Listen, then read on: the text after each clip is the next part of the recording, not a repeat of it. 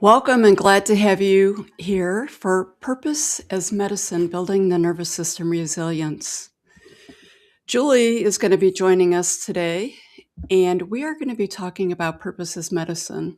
Welcome back to the summit. How are you? I'm doing great. It is really an honor to be here. And I have to tell you, I've been listening since the summit began to a number of the things that, the different sessions that are there. And it's an honor to be part of such an amazing array of people here. Well, I appreciate that. We were very intentional in really bringing a variety while trying to keep the thread of the nervous system regulation to provide just so many different options. Because as you know, there's certainly not one way to do things. So let's get started. Julie, as we're talking about purpose as medicine, let's start with hope.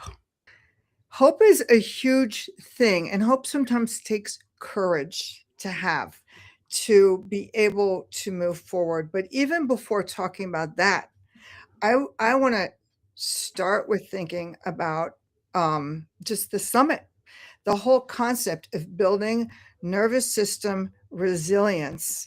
What does that mean? We think of this as meaning putting ourselves back into a place of alignment. And we know what we're talking about when we talk about our nervous systems, but what do we mean when we talk about resilience? And I find this actually pretty fascinating because we think about resilience as the ability to bounce back, like a rubber band. But if you take the word resilience and you pull it apart, and then silience, what does silience actually mean? Well, the definition of silience is the unnoticed excellence, the hidden talents, and the superpowers that we all let go unnoticed. So when we talk about resilience, we're really talking about bringing back to the surface or an awareness of what we already possess. And what's been so incredible about all the different speakers is, like you and I know, there's more than one path to the top of the mountain. And each person that I've listened to speak offers a different path and a different way to do that. But we're all trying to get to the same thing. We're trying to get to that salience, to those superpowers that every single one of us have at the base. And that brings us to the concept of hope, as you said, to know that that hope is there. And it brings us to medicine. And what is medicine? Each person that I've heard speak on through this summit offers a different form of medicine. Medicine, I've worked with numerous Native American tribes, and medicine to them is not pills and you follow this treatment and that treatment. Even for the Navajo, medicine means to walk in beauty. Well, that's kind of resilience, getting back into touch with our superpowers, our inner selves, and who we really are, which is why each person who's spoken, medicine as sound, medicine through breath, medicine through astrology, these are all things that all lead to the same thing. And I think it's just so wonderful that you're even presenting this in this way, because anybody who's out there listening has that opportunity to say, oh, I resonate with this, or I resonate with that, and this makes sense, and I'm learning things, and I keep learning things. I've had a blast just even listening. So it's which has been a whole lot of fun. I agree. It's interesting that you say that, because I myself have had a few aha moments or things that I didn't know, just like the silience. I was unaware of that. As we were talking about yesterday's summit, and there were so many different things, what came up was everyone may not have resonated with all of them, but someone resonated. You resonated with at least one of them. Well, and that's what's so wonderful about this, because we each need to shine brighter and we each need to move forward. And it's helpful to have the support, the inspiration, and the encouragement, and to find your own path. Having spent over 40 years studying Jungian psychology, I always love the quote, if the path before you is clear, you're probably on somebody else's. And that's our finding our own way forward. That's past worn out beliefs, worn out systems, that just goes forward, which is why I'm an unconventional strategist. I work at helping people have their dreams take flights. And the problem is so many people go, I'm doing everything right. And I'm following this and I'm following that. And I don't understand why I'm stuck. And with a crazy background that I have that is very unconventional and has been in all different fields, from science to psychology to business to the arts. What I found is that the people who succeed in achieving their goals follow unconventional pathways. There are certain things that they all have in common, but they don't have time for worn out beliefs. They have a vision and they move forward on their vision. And this is part of what I put in my book, The Extraordinary Power of Fireflies, where I talk about not only what I've done, but I provide 20 examples of individuals around the world in all different fields who are doing things to make the world a better place and move forward. And when I say that, make the world a better place, it goes down to each individual. When you are happy and when you feel like you know your purpose, that's the power. When you feel good, you're changing the world. When you feel good, you work with others and you make them feel good. And then together that changes the world. And then they work with others. And this is how we spread this around. A And a absolutely, and Julie, you brought up a good point with your unconventional background. I didn't give you a proper introduction. oh, Explain to people a little bit about your background, if you might. I have worked in everything from international politics, national politics, science, environmental conservation, um, the arts, from the theater to film to television. And I now work as a coach showing other people, because people will say, well, how did you do that? You didn't have the right background to do this and this and this. And these are all the things that we let limit us and hold us in one place. And because I didn't want to be, oh, I can do it, so you could do it. This is why I keep pointing out other people to go, okay, this is just the way I did it. You don't have Right. to follow me. It's not a one size fits all. Here's somebody else who did it in a different way. And here's somebody else who did it in an even different way.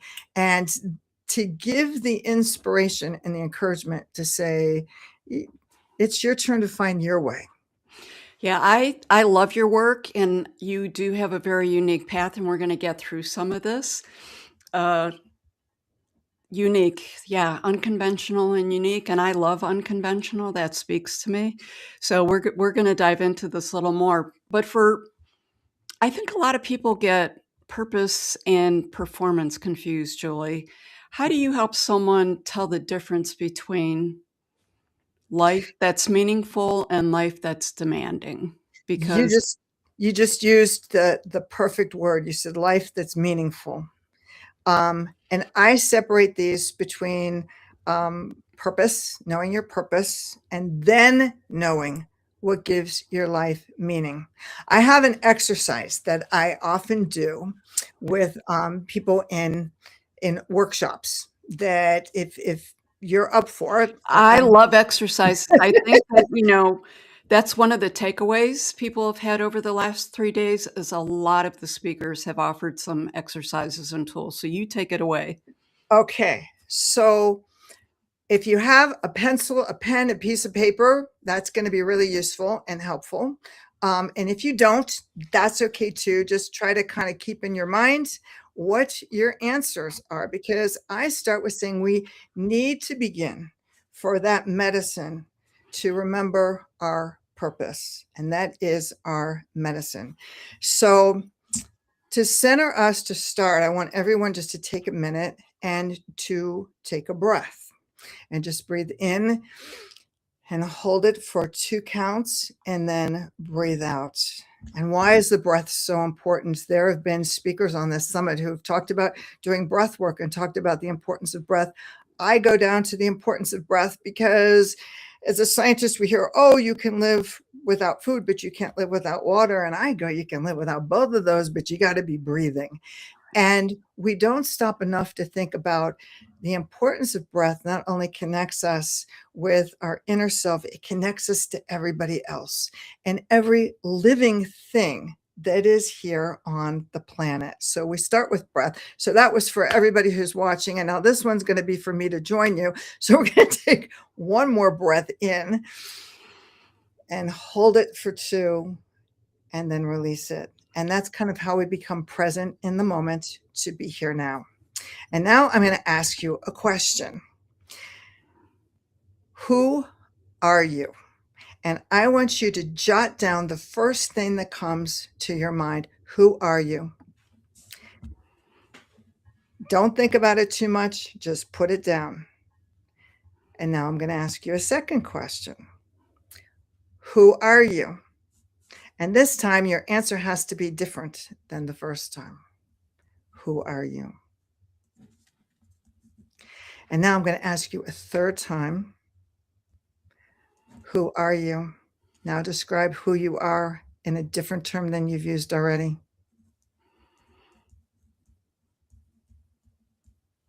And by now you're probably beginning to get frustrated, but I'm going to ask you again and go through the same thing again. Who are you? This is the 4th time. This is your 4th try. Who are you, to be able to explain who you are in different terms than the beginning. And then your final question is, who are you? And when we do this, I always say, oh my gosh, this is crazy. Who am I? And this is how it works. Usually we go, oh, who are you? And we start at this level of who you are professionally. I'm a lawyer. I'm a coach. I'm an artist. I'm a this, I'm a that. And how you identify yourself in the world. And then I ask again, who are you? And it usually comes, oh, how we identify. I'm a woman. I'm a man. I'm Latino. I'm Asian. I'm how you identify. Then we get down to the next layer. Who are you? Oh my gosh, is this woman going to stop asking this question? But then it becomes who we are in relationship to others. I'm a sister. I'm a mother. I'm a brother. I'm a daughter. And how we identify in that way. And then I ask again, and you go, my gosh, she's really got to be nuts. And then you start identifying who you are in terms of your traits. I'm kind, I'm sweet, I'm courageous, I'm fierce, I'm, whatever. And then I ask the final time and you go, my God, this is it. I've had it. I'm a human being. And now we're actually getting somewhere, because who you are at your core is you are a being of light. And whoever you are and wherever you're listening from, you are a being of light. You are here because you are special. And you are here with a purpose of shining that light as bright as possible. And to do that through love. What is the word? The word is love. It gets down to love. And we are light. And what is light? Light is energy. And your light may respond to breath work. It may respond to sound work. It may respond to anything. But what's important is that you know that you are light. And look at all those layers we had to go through to get to that. And that's what happens in our society and on our daily basis. We forget who we are. We're so busy being mothers and lawyers and doing this and doing that we forget that we are beings of light, and our purpose is to shine brighter. And that, if you can remember, because life is messy, things go up and down. If you can remember that, you always get to the medicine of knowing, okay, I'm a being of light. Now that we're all naked and we're just beings of light here, as you start putting on these layers again, clothing, I start with your resilience.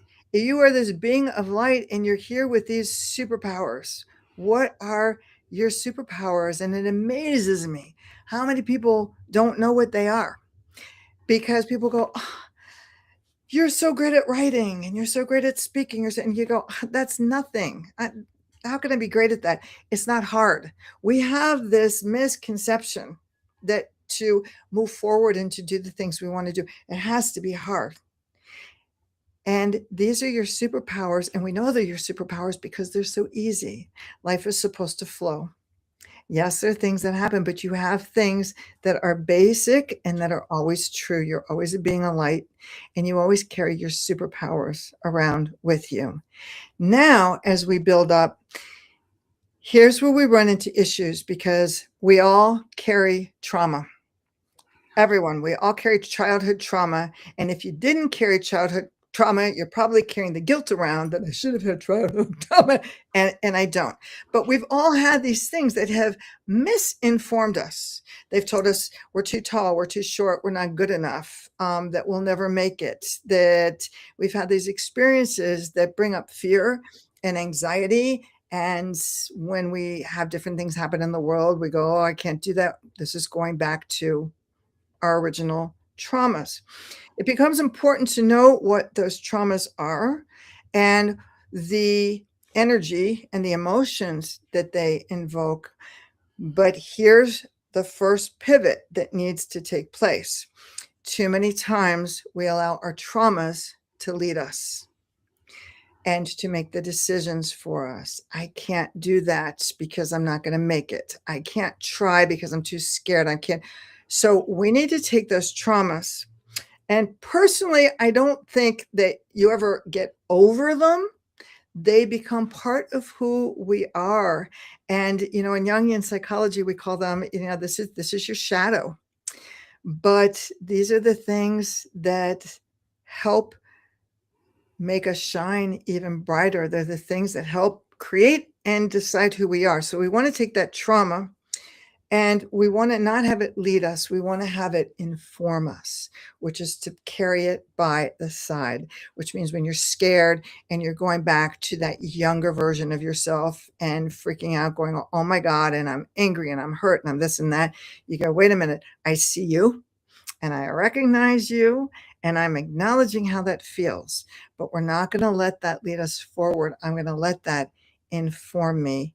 And together, we're going to cultivate that courage to keep moving forward. We use trauma too often as an excuse. Of course, I can't do that. I'm not good enough. And we prepare everything that this is the way that it's supposed to go. I was told to get this degree and I was told to do this, and this is how to do my business plan. I've done everything right, and it's not working.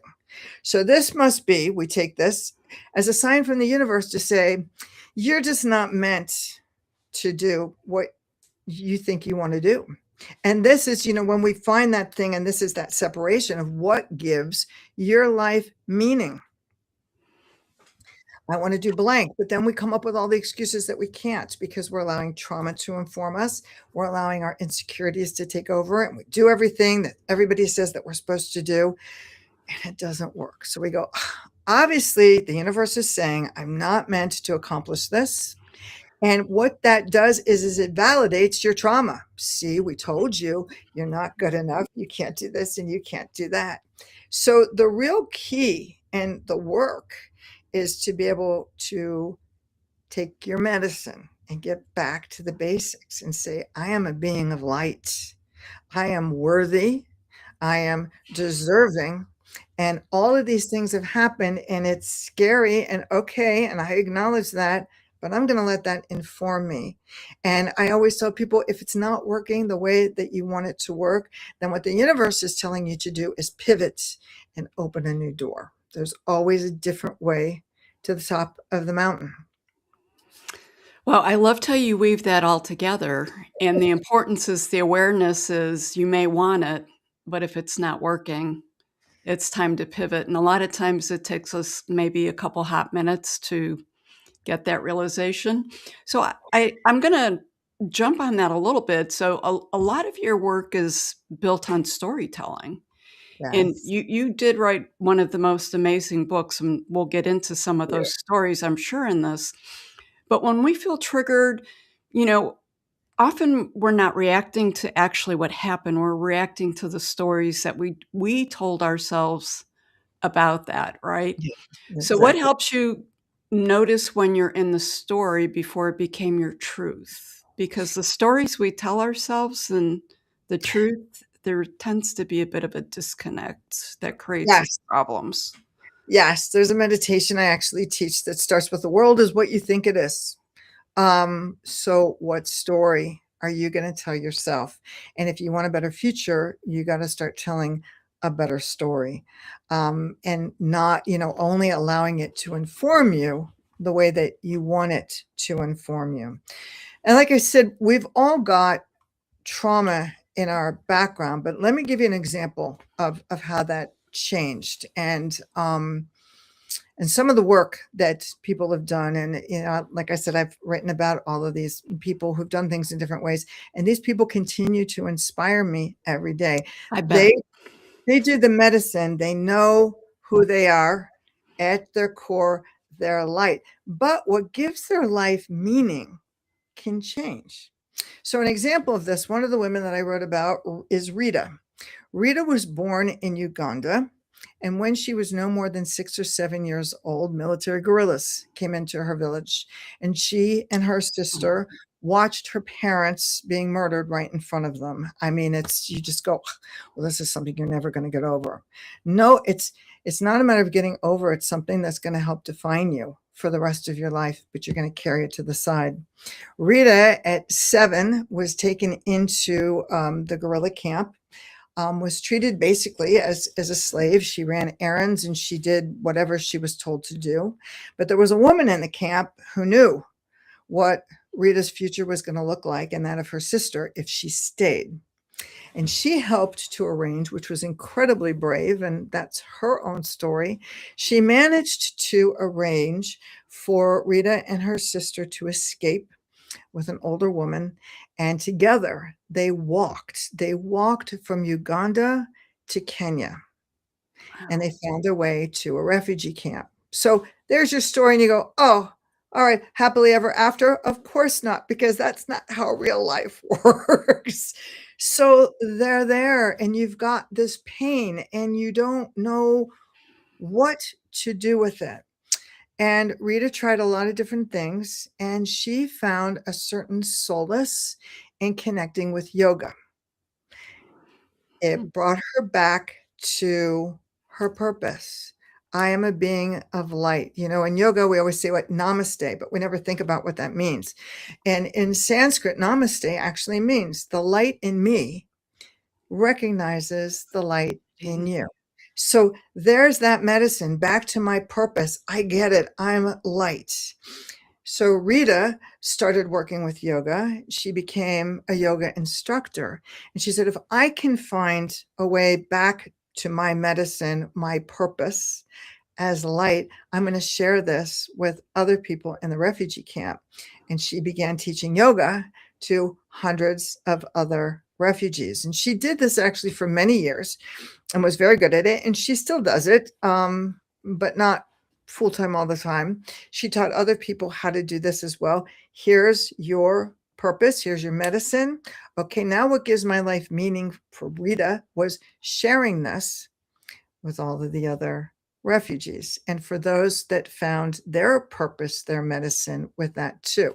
Now, what gave her life meaning began to change. I've done this. This is great, but I think I want to try something else. And so she pivoted with the same purpose, a being of light to shine as bright as she can. And she became an entrepreneur. She started businesses that would help the people in her community and work with with some of the refugees to give them a different future. She also works on social justice issues. Now, Rita is what I call a firefly, which is the book that I wrote, Fireflies, because fireflies, if you've ever seen a firefly dance across a field as the sun is setting, you know the magic that they bring. And that's a reminder that we each have that light inside of us that becomes our medicine, and that's how we tap into the magic. And then we find what gives our life meaning, and we can pivot. It doesn't have to be one thing for you throughout your whole life. Maybe it is, but if it's not, that's okay too. And that's the concept, that we're each here on a unique path, and each one of us has a unique light to shine, and the world is waiting for us to get off of the sidelines and to jump onto the path and to illuminate a pathway for others to build up their own confidence, to go, if this person can, so can I can shine my light brighter too. That is just it's such a powerful story, I love it, and if you've ever been to a refugee camp, they're not the most touchy-feely places to be, so that even adds a little bit more to that story. But I wanna ask you, why do you think our minds tend to rush to assign meaning, and especially negative meaning, when we sit in silence, or we watch facial expressions, or we're just in a situation of uncertainty? Why that direction? I think that goes back to that childhood trauma, and Okay. I we have, from the time that we're born. You know, when you see a baby is very clear cut. I'm happy, I'm sad, I'm hungry. Why do we love being around children? Because they remember to play, and my gosh, we get so serious as we get older. We take ourselves too seriously, but part of this is the result of being what I call enculturated. It's Mhm. not just family. We're told by our community what's acceptable, what's not acceptable, what you should do, what you shouldn't do. Um, which is why I love the term unconventional, because we have so many worn out systems and worn out beliefs of what you can or should do, and how that works, and it's time to move past them. It's a concept I call, it's rising in those spaces in between, and that's, to me, what being unconventional truly is. It's not that you're rebelling against anything, it's not that you're radical or that you're fighting, and you just go, this is the path that needs to move forward. Um, and I don't care that this is how other people are doing it. This is how I need to do it. I dropped out of school when I was 14 years old. And it wasn't because I hated school, but it wasn't because I hated learning. I wanted to learn, and I Right. didn't feel like I was learning anything. And I found my way into university. And at the time that I did that, that was unheard of. You couldn't be in high school and attend college. It just, but I called the provost and dean of the university on the carpet, and I said, you say that you're here as a higher institution of learning, and I'm here to tell you that I want to learn. So you're going to open your doors to me, or aren't you? I know that, and at the time I couldn't get college credit. And it's like, then give me high school credit, but let me come to a place where I can feel that I can learn. Now, I wasn't fighting, I wasn't rebellious. I just said, here's the path. And I found a nice enough provost who said, okay, she's kind of put me on the carpet. I've talked the talk, I got to walk the walk. And they helped make arrangements for me. Now, think about this, as we have more and more people in the world that begin to follow their conscious, their dreams, their desires, and moving past the this is what you should be doing. What was unconventional becomes conventional, and we begin to do a paradigm shift, and things begin to change. Today, years later, if when I tell this story to someone who's 18, they say, oh, I've got lots of friends who graduated from high school and they've all got associate's degrees already. They've been attending college. Nothing. Well, that's because it wasn't just me that did this. There were other beings of light, that Mm. have the same thing and the same concept and the same experiences. And like I said, as more people begin to do this, the unconventional becomes conventional. And it's a different way to move. What did they say? The most dangerous phrase in our language is, well, we do this because this is the way we've always done that. Yes. It's something that we should be asking ourselves all the time. There are so many people that I see that are held back because they go, I don't have a degree, or I want to do this, but I have the wrong degree. I, there's always something, and we allow this to feed into our subconscious. And unfortunately, we allow it to guide us. When we can go through all those layers, who am I? Who am I? Who am I? Who am I? I am a being of light, and I am worthy and deserving of happiness Yes. and of shining my light brighter. Beautiful. You're changing the world one event at a time. So once you realize that you're living inside a false, outdated story, what's the next step? How do you update that story in a way that's honest, self respecting, and actually changes your behavior? The next step is to build your superpowers.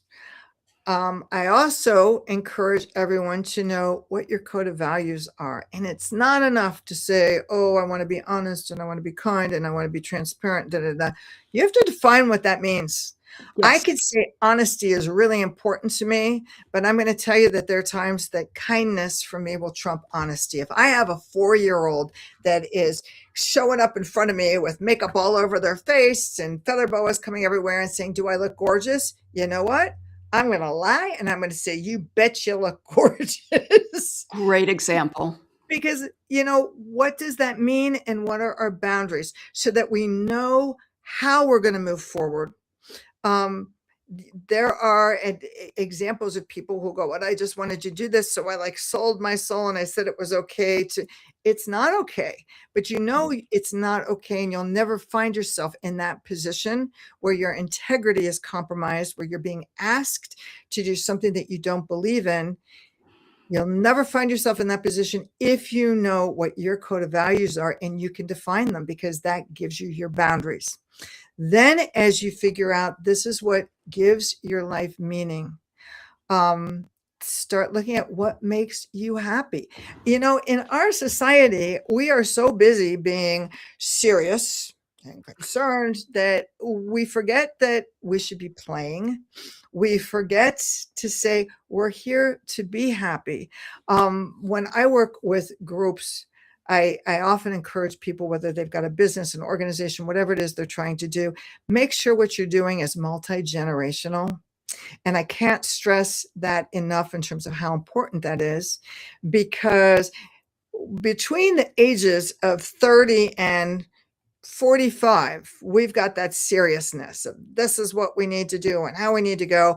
Once you pass 45 to 50, you're kind of going, oh my gosh, I'm going to start looking at things in a different fashion. And I'm going to remember to play. I'm going to remember not to take this stuff so seriously. And when you have the kids that are younger and you've got that 10-year-old going, I'm bored. Can we do something fun? You've got the full balance to try to meld it together to help move things forward. But how do you find what gives your life meaning? Your next step is to sit down and to say, to think about what you enjoy, what makes you want to get out of bed in the morning. And a lot of times this is allowing yourself to fantasize, to use your imagination. And it amazes me when I say to people, what makes you happy? And how many people go, well, I don't know. Adults, I haven't thought about that in a long time. You know what? Go ask a 5-year-old what makes them happy. And they'll be, I like cars. I like chocolate chip ice cream. I like this television show. I like to go play outside. What makes you happy? And I ask rooms of adults this all the time. And how many people can't answer that? I had an amazing experience working with 15-year-old boys who were all considered troublemakers and sent away. And they all carried a chip on their shoulder. And I asked them after the second day, because everybody was carrying around that trauma and everything that goes with that. And I stopped them and I said, what makes you happy? If your fairy godmother could show up at your door tomorrow and say, here it is, your wish is my command. Tell me what you want and I'll give it to you. What would you ask for? And what's interesting, 15, 16-year-old boys, and I'm expecting every one of them to say, oh, I'd be a famous disc jockey and I'd have, millions of dollars in the bank and I'd have this kind of car and whatever. And they stared at me with blank faces. And the first thing that one of them said to me is, you know what? Nobody's asked me that. No one has ever asked me what makes me happy. Oh. And we stop asking once they're little kids. Oh, you're an adult now. We do. The happiness has nothing to do with anything. Nobody asked them. And over the next couple of days, these kids came back to me one at a time, and they gave me things that they thought about. This makes me happy. And this is what was fascinating. 16 years old, one of the boys came up and he said, you know what makes me happy? Sunday mornings when I'm at home, my dad and I make pancakes for the family. And another kid came up and said, you know what? I take the dog sometimes for long walks in the woods. And I realize when I can do that, when the sun is setting just at the right time, that makes me happy. We don't take time to think about what makes us happy. And the truth is that happiness happens in the moments. One of the things that I think is so crazy, we set these goals constantly. I have to do this and I have to accomplish this, and I'm going to make it to the top of the mountain, and I'm going to be a successful entrepreneur. I'm going to be an artist. I'm going to be whatever. And we do it. And I always tell clients and groups that I'm coaching with, spend some time, watch some of these talk shows on TV and listen to the celebrities that they talk to and how many times they'll say to them, they'll tell stories and they'll tell you the stories of everything that went wrong. And they'll go back to your own life and think about anything that you accomplished. Oh my gosh, we finally did blank. This was great. So you think, okay, I'm done. That's it. We sit on the top of the mountain. We're there. But what do we do when we've accomplished a goal that we want? We pat ourselves on the back for about 30 seconds. And those that have climbed with us, we sit around and we share stories, but we don't share the stories of, oh, do you remember when this happened right or that happened right? We share the stories of everything that went wrong and we laugh about it. And this is what you see celebrities do when they're talking on talk shows. And this is what we do once we've accomplished our goals. When those things happen, they're devastating. And you want to climb under a rock or under the covers and never come out, and things are never going to be the same again. But when you pick yourself up and you keep going on in the future, when you've accomplished what you want, you laugh at them. And those become some of the moments along the way that were the most beneficial, that were the most special. And then, of course, we're human and we go, what's my purpose? My purpose is to shine my light as bright as I can. I need to find new meaning. And we go, oh, there's another mountain way over there. Let's go start all over again. And we start with this whole thing of we become through the imposter syndrome all over. I don't have the right degree and I don't have the right education. And I don't have anything. That's kind of, to me, how you're starting on the right path. And we go through the same thing over and over again. So I believe that it's time. The world is going through a quantum shift, and we need to be doing that as well. And we need to reframe how we're working and what we're doing. When you know what you want to do and here's your dream, instead of stressing all along the way until we make it to where we want to be, we need to go, you know what? I'm really confused.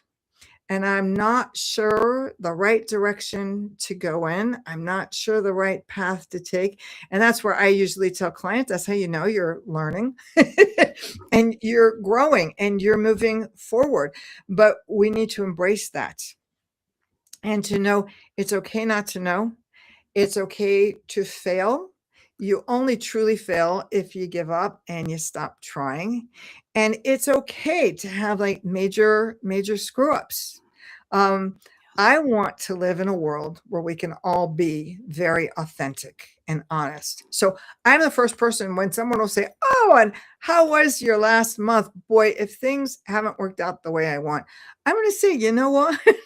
I made a couple of really big mistakes. And it's amazing how when you do that, it provides permission for everybody else to say what's going on in their lives. We live under these social constraints of, oh, everything is lovely, and I'm doing this and I'm doing that, and things are so successful. Let's move out of that way and let's talk about what's really going on, because that's how we get down to the light in me sees the light of you. I'm getting ready to try this whole new thing and I'm terrified. I'm ready to, embark on this, and it may work and it may not work, or we tried this and it didn't work.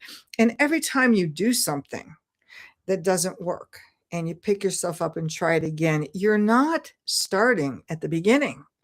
You're starting at a place with more knowledge, more wisdom, um, and to move forward. And I have to be honest with you, in writing the book, there were the people that I wanted to talk to, and I wanted to talk about failures. And there's some really big failures that are like behind the scenes stories that I wanted to share, from people who are very well known, because I said, this would really resonate with a lot of people.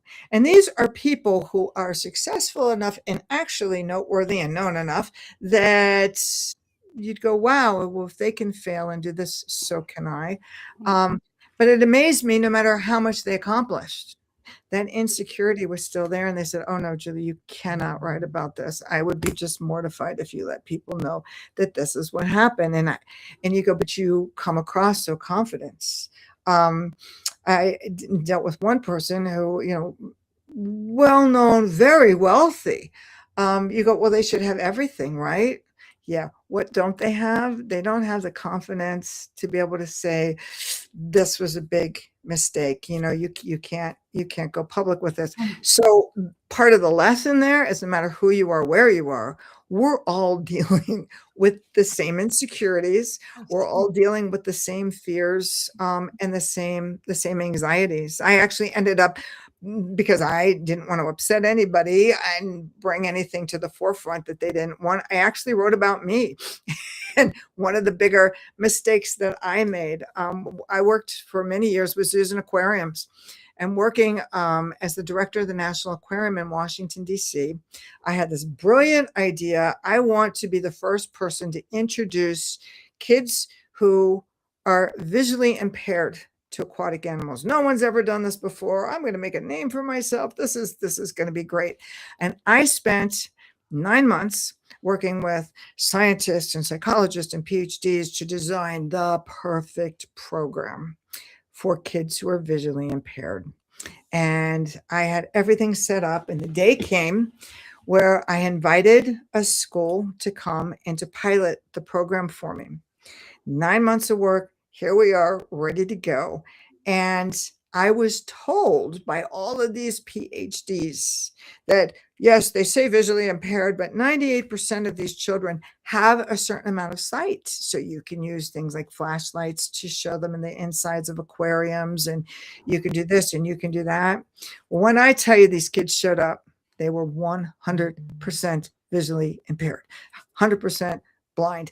This whole program took about 7 minutes before everything fell to pieces, and there was screaming and there were things breaking, and it was like, this is crazy. It's like, it's time to call time of death. I brought everyone into an auditorium area, and I stopped, and I mean, this was an absolute fiasco. And I realized I had dealt with all of these PhDs and psychologists, this and that, and I forgot. I forgot to talk to my target audience. I forgot to go to the kids. So I stood up and I apologized. It was one of the major flub ups that I had done to date. I've done lots since. But I said, you know what? I have to apologize. There were things I was told, oh, let's have sound come through the aquarium so it sounds like there's waves and the kids will feel that they're at the beach. And the kids go, we're blind, but we're not dumb. We know we're not at the beach. And that really kind of throws us off balance. Okay. I need to know from you guys what would be fun, what isn't fun. And I asked them, I said, would you be willing to work with me and let's design a program together? Something that you're going to learn from, you're going to feel really good about. It's going to be fun, and that other kids in the same situation can also benefit from too. And we started from the beginning. But think about this. I did everything that I was told to Right. do, and it didn't work. Wow, that's powerful, and I love you being transparent because a lot of times you get a lot more from the what didn't work. So the people who weren't comfortable sharing that really took an opportunity away from people. Yeah. So it's hard to believe, but we're getting short on our time, and I do have one topic I want to talk to you about Sure. because I think it's really crucial right now. And I think that you're going to shine some beautiful firefly light on this. So there's clearly a lot going on in the world, right? People on all sides are rebelling against action ideology in many countries around the world. Others are observing, they're unclear what action to take with their concerns or their outrage, like they just don't know what to do. And you feel like you have said that the world doesn't need more anger-based activism in your work. It needs more leaders and lighthouses. Yeah. I think it's really important for you to talk about that because one is fueled by fear and the other is fueled by clarity. So we have about 10 minutes left, but just because we are just in the heat of so many things and so many people struggling right now, I wanted to touch on this, and I thought you are the absolute perfect person. Thank you. And I really appreciate that because you just hit on something that's where a lot of my focus is, and with coaching clients and with people. Now is our time to gather. Now is our time to shine. And I always tell people, and I've worked in politics. People don't understand that I worked in politics during a time where everybody kind of worked together. And that doesn't happen. We've got this huge chasm right now. And you can have the person fighting on this side and the person fighting on this side. We need to be fireflies. We need to be the ones that are rising in the spaces in between. While politics are taking place, while the world is changing, geopolitics, the issues remain the same. And while everyone is busy fighting and arguing with each other, we still deal with homelessness. We're dealing with immigration. We're dealing with, and the way the world is changing too in terms of climate, we have to start looking in terms of immigration that we can all one day be migrants. This is not, so we need to do our own paradigm shift to say that we need to look at the world differently. The United Nations, about 10 years ago, developed, they're called 17 Sustainable Goals. And I want to truly encourage everybody just to get on the United Nations website and go and look at what those 17 sustainable goals are, because it's something that I think every single person can resonate with. You can fight and scream and go, oh my gosh, I can't believe this is there, but they're there. Poverty, we need to be addressing poverty. We need to be addressing gender equality. We need to be addressing sustainability in our cities, looking at land issues, looking at water issues, looking at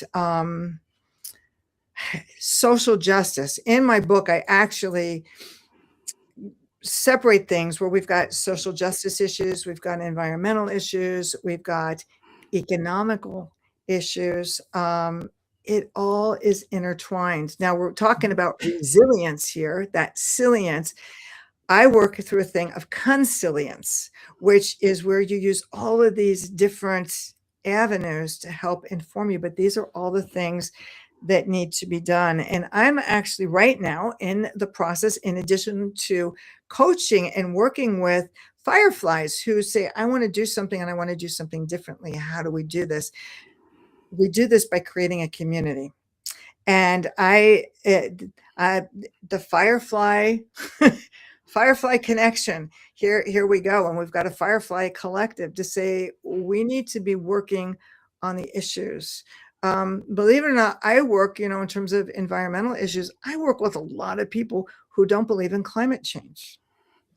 We don't talk about that. We talk about, do you want clean air?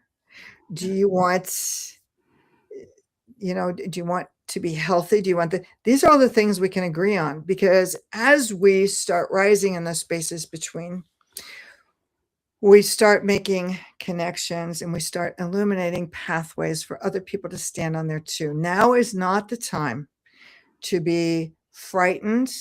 Um, we all have our meltdown moments and go, holy moly.